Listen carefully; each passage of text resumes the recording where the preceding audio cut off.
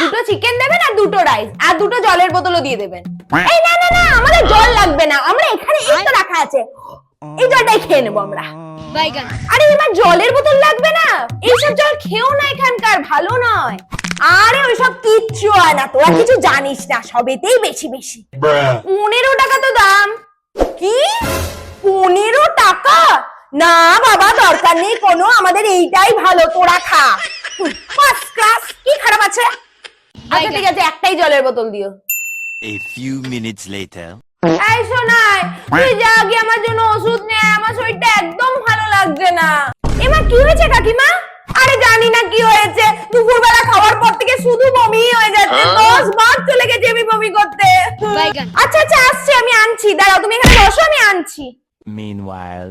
কাকিমা আমি এসে গেছি, এই নাও তোমার ওষুধ। এতগুলো ওষুধ দিয়েছে?